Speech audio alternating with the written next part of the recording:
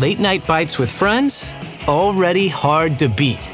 That first too hot bite of fries you couldn't wait for, followed by ice cold Pepsi. Now that hits different.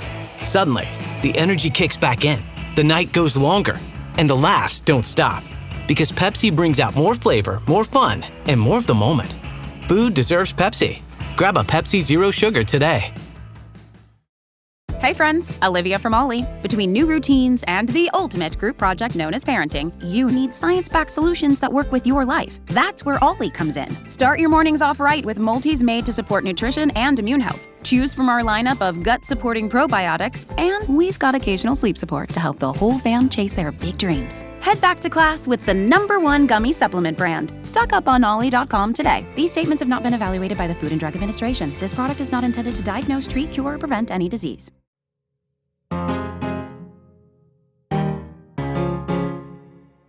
I have never had the desire to go on Jeopardy, like at all. And to be clear, I haven't been invited either. If you're ready, then let us play Jeopardy! My track record when I'm sitting on the couch shouting out answers is not good. I don't have the patience or the talent to memorize trivia, and I don't crave the spotlight or pressure that comes with it. But recently, I started to feel like even though I don't want to be a Jeopardy champion, it might be worth it to start thinking like one. I'm Hannah Rosen. This is Radio Atlantic. Drew Goins is the senior editor at The Atlantic. He created The Atlantic's new trivia game, Rabbit Hole. But more importantly, for this conversation and his Instagram following, he's also a Jeopardy champion. Drew Goins, congratulations. $35,000 for you. And his approach to the game and to championdom is not what I expected, which is just be a born genius.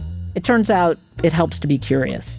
Be the kind of person who finds joy in knowledge for knowledge's sake, which seems like a quality that could be good for life, not just Jeopardy. Also, there's some tricks, secrets that only a champion would know. The key to winning at Jeopardy is not knowing everything.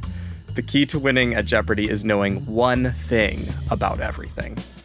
Today on the show, how to win at Jeopardy. Drew, welcome to the show. Thank you. Happy to be here. I'm very honored to have a Jeopardy champion.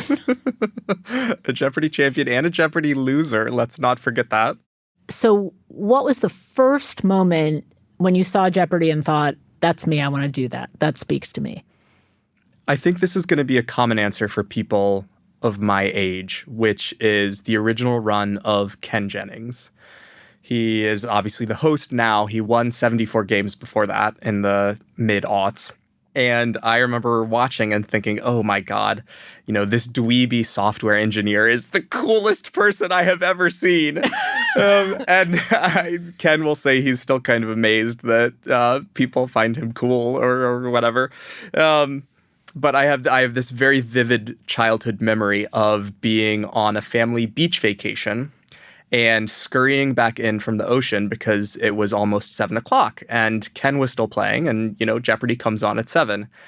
And that day at the, boardwalk, I had won some inflatable raft to take into the ocean. And I spent the episode blowing it up with my mouth. We did not have a pump or anything. And so by the end of the episode, I was so lightheaded from blowing up this raft. And then Ken loses. FedEx, his wager was $56.01. He winds up in second place with $87.99. And it's his 75th game. All good things have to come to an end, don't they? Well, too bad for Ken, but he's going home with a lot of money.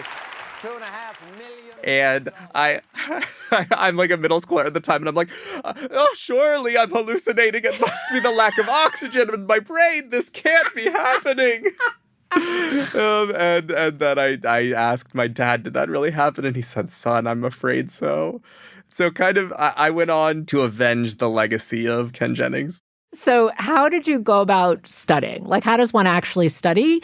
I feel like I've seen documentaries about spelling bee kids, so I do have a sense of what their life looks like. What does a Jeopardy kid's life look like?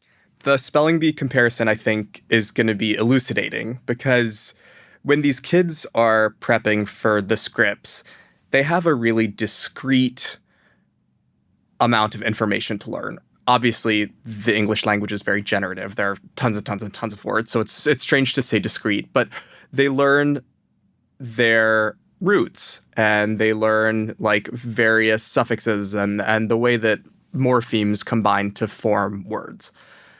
Jeopardy is different because, at least at first blush, because it feels like Jeopardy can ask about anything.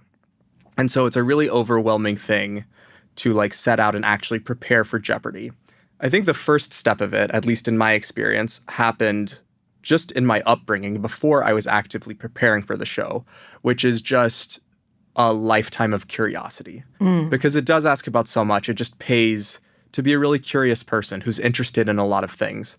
But then once you get what's called the call, capital T, capital C, that's what Jeopardy people say when you actually get the invitation to come onto the show, that's kind of when you kick into high gear for studying. And you realize pretty quickly, once you set out to actually learn Jeopardy stuff, that the canon of what Jeopardy asks about and the depth at which Jeopardy asks things is pretty much the same as the spelling bee. Like, there are tricks to pick up, there are bounds to what you need to learn, and you just need to figure out what those bounds are. Once you go on the show, if you happen to be invited back and do well, like, people say you kind of get stuck in forever Jeopardy. So I might go back again at some point. I've gone a couple of times to play Jeopardy. But now that I'm in that space, every day I have an app on my phone that has thousands of flashcards on it. Wow. And I am hitting new flashcards to, remember what the currency of the United Arab Emirates is, or remember what Pascalization is. Like these things that you just accrete over time that will disappear if you don't tend to them. Okay, so now I'm in the other world with you. We've moved through the portal. And as you're in this portal and you're accumulating this knowledge, what are some taxonomies that you have developed? Like, what is the world of Jeopardy? What's the landscape? What does it look like? What are you learning? I think what Jeopardy really celebrates and what the Jeopardy canon really celebrates is an old-fashioned idea of a well-rounded person. The example that I think of and that a lot of people point to is how much Jeopardy asks about opera. It's time for Final Jeopardy, where we're getting a little highbrow today. Opera source material is the category. The average Joe Schmo, myself included, before going on Jeopardy, does not know a whole lot about opera. But once you hit the double Jeopardy round, which is where things become a little more rarefied, a little more academic, none of this pop culture smut that appears in the first round of Jeopardy, you will often get questions about opera. If you want to know whether something is likely to appear in the Jeopardy canon, ask yourself, at a dinner party of a dozen or so well-read guests, would 2 or more people know the thing? Jeopardy has pushed me to want to be a better, more knowledgeable person, including learning things that I didn't know before. Sports, for instance. I am not much of a sports person, and Jeopardy asks a lot about it. And I think what I tell myself when learning about sports or doing flashcards, it's like taking my vitamins, right? I tell myself this is not just for Jeopardy. I think this makes me a more well-rounded person who can maybe have a conversation with somebody that I wouldn't have had before. Did it ever lead to a genuine interest? Like, did you ever start listening to any of the operas that you learned about? I was listening to Carmen yesterday, actually. Okay. And I had not been an opera person before. So you've talked about what you have to learn. How do you learn it? The memory palace and memory tricks are a whole art form of their own. So now that you've gotten a sense of the landscape of things you have to know, how does one remember them? Kids' reference books. Kids' reference books? Kids' reference books. So in addition to bounds of breadth that we've been discussing for the Jeopardy canon, it is also a very shallow canon. Jeopardy only asks one thing about most things. If Jeopardy asks about a European duchy, the European duchy is going to be Luxembourg. If it asks about an Iowa painter, I'm sure there are great painters in Iowa who are not Grant Wood, but if Jeopardy asks about it, the Iowa painter is going to be Grant Wood. You kind of just have to learn one thing about everything. And what's great for that are kids' reference books. I'm talking about like kids' encyclopedias, kids' atlases, all of those like what is guides. So I checked out from my public library at the time, what is the Super Bowl? and I promise I know what the Super Bowl is, but I wanted that one thing beyond just football. Yeah. No, these kids reference books. This is a trick that super champion James Holzhauer also points to as having helped him. Are great because they are really well shaped for the ethos of Jeopardy, of a survey of information that goes only so deep. And they're like colorfully illustrated. They are a joy to read. I grew up reading them, and when I went off to high school, college, whatever, I kind of reluctantly set them aside because I was like, oh, well, I'm a serious adult now who needs to read books that don't have pictures. And then when I got the call to go on Jeopardy, I was like, ooh! For listeners, I'm rubbing my hands together gleefully right now. I was like, I get to read children's reference books again. Yeah. Because getting to learn a little bit about so much is just really, really delightful. Okay, I was a little hung up on this kids' reference book thing, so I decided to put it to the test. I made Drew play a quick round of Jeopardy and had him explain how he knew or didn't know the answers. And just like a real game of Jeopardy, Drew did not have access to the questions ahead of time, I swear. Okay, here we go. Dennis Hopper won a Best Villain MTV Movie Award for menacing a bus in this film. What is Speed? Yes! So that was kind of a guess. That was a guess, but Jeopardy clues are written very economically. Very rarely is there a word in there that is not in some way pointing you to the answer. So I had no idea Dennis Hopper was in that movie, which I have never seen, but I know Speed to be possibly the only movie that takes place almost entirely on a bus. Interesting.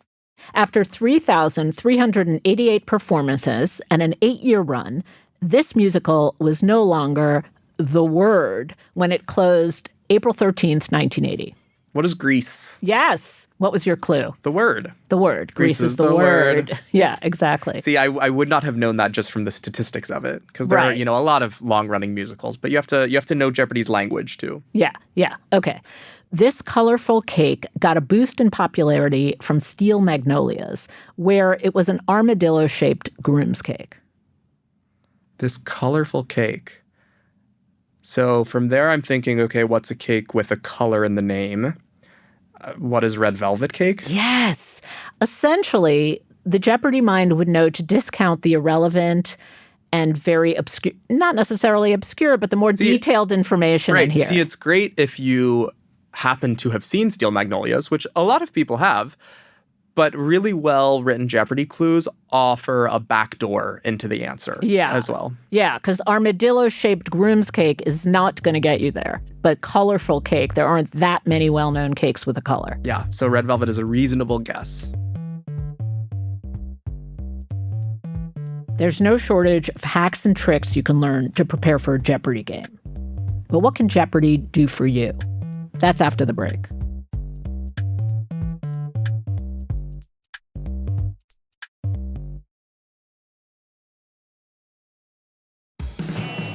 The perfect lunch combo. That first bite of your favorite sub, followed by ice-cold Pepsi. Add a couple of friends, and now that's next level. Suddenly, the laughs get louder, the stories keep flowing, and the food tastes better. Because Pepsi brings out more flavor, more fun, and more of the moment. Food deserves Pepsi. Grab a Pepsi Zero Sugar today.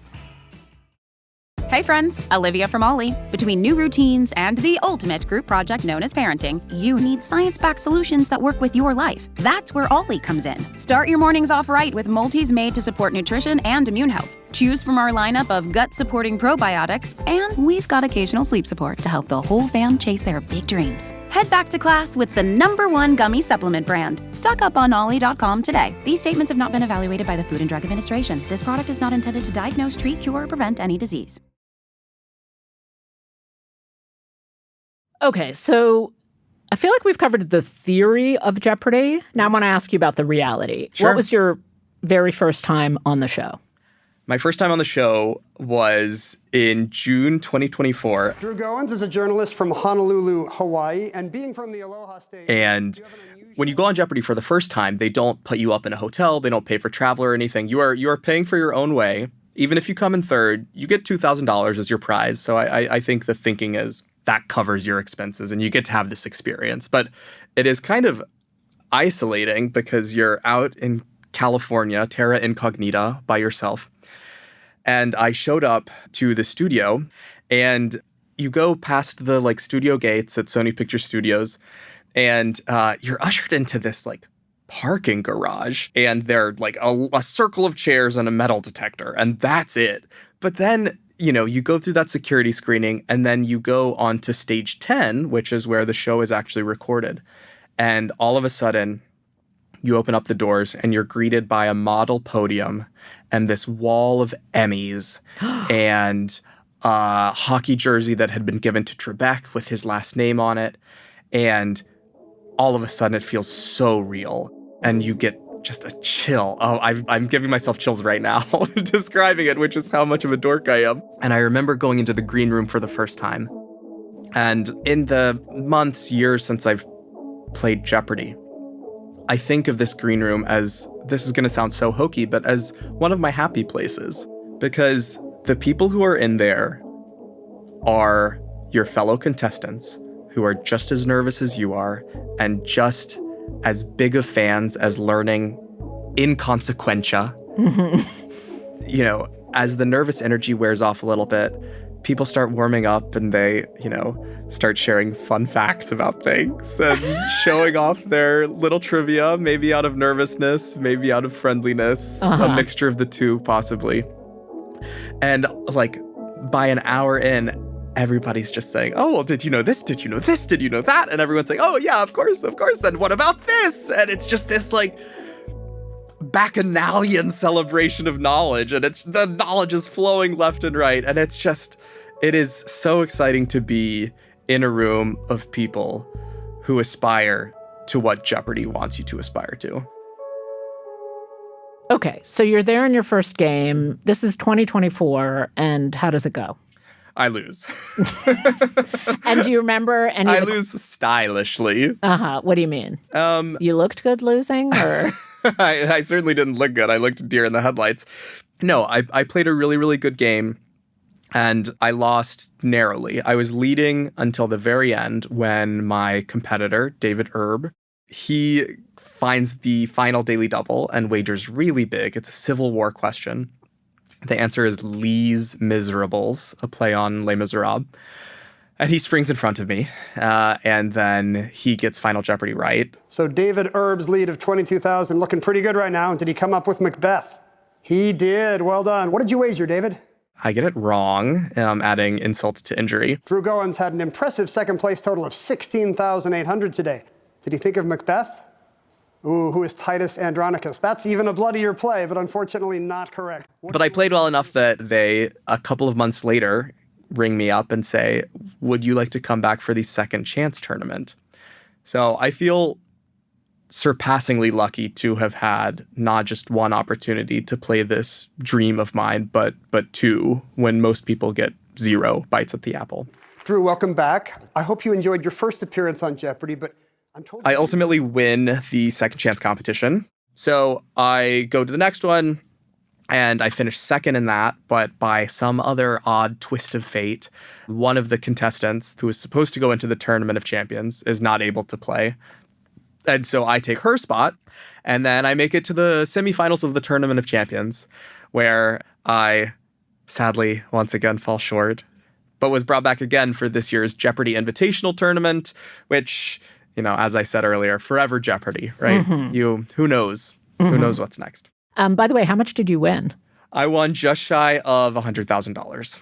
Oh, what? Yeah. That's incredible. Pretty good. And what do Jeopardy champions do with their money? Nothing. This is, if you're struggling to fall asleep any night, just call up a former Jeopardy champion and ask them what they did with their money, because I can guarantee you it is in a high yield savings account or it is in very safe index funds. I have a friend, Adriana, who won a whole bunch of money on the show, multiple times more than I won. And when she went back for a return appearance, she was asked how her life has changed since winning the money. And she said, "Oh, well, I've become a little more liberal with my boba budget." I was like, I should hope so. I really should hope so. So this is not like calling up lottery winners. No, it is not. Amazing. Yeah. So I've heard people defend Jeopardy by saying, for example, in an era of disinformation, we should respect this accumulation of facts. Do you buy that theory? I think that some people who are real defenders of trivia and fans of it like to frame it as an act of, resistance or defiance. But I think that asks trivia to do things that trivia is not well equipped to do. There's this common response variable of being a good, educated person and enjoying Jeopardy. And that, common response variable is loving knowledge. But I think we need to set trivia apart from that. What is so beautiful about trivia is that it really doesn't matter. It is just knowledge purely for the sake of knowledge. I pick up these facts and I get this little tickle of excitement when I see something that's just sparkly or delightful, not because I know that I'm going to use it, let alone use it to stop the creeping tide of authoritarianism in the United States, but because it's this beautiful little jewel.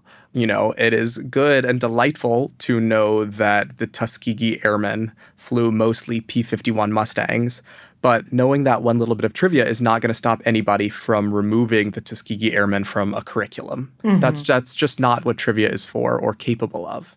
So then how did you start to think about knowledge, or you in relation to knowledge? So it's not necessarily knowledge as liberation or as a path to liberation. It's not necessarily knowledge as protest. It's not necessarily like knowledge is a thing you have to conquer and amass and conquer and amass. So what is the value to you, or what has the value been to you over time? Preparing for and playing Jeopardy has really led me to see knowledge like I'd never seen it before, as this ocean out there. I think of my beach trip to Myrtle Beach, South Carolina, where Ken lost. And the next day, when I was out on my raft that I had blown up with, with my own tulips, and just floating on top of this enormous body, knowing that I would never come close to experiencing all or even a small part of it, but delighting and just splashing right below the surface. And to me, that's what trivia is like, where I can stand on the shore of this body and scoop out something that will bring me a little bit of joy. Whew, Drew, I'm with you out there. Thank you so much for joining us today. Thank you. This was a blast. Listeners, if you want to try your hand at trivia, Drew has a new game on the Atlantic website. It's called Rabbit Hole. Check it out. This episode of Radio Atlantic was produced by Rosie Hughes and Jacob Smolin. It was edited by Kevin Townsend. Rob Smirsiak engineered and provided original music. We also had music from Breakmaster Cylinder. Sam Fentress fact-checked. Claudine Abate is the executive producer of Atlantic Audio, and Andrea Valdez is our managing editor. Listeners, if you enjoy the show, you can support our work and the work of all Atlantic journalists when you subscribe to The Atlantic at theatlantic.com/listener. I'm Hannah Rosen. Thank you for listening.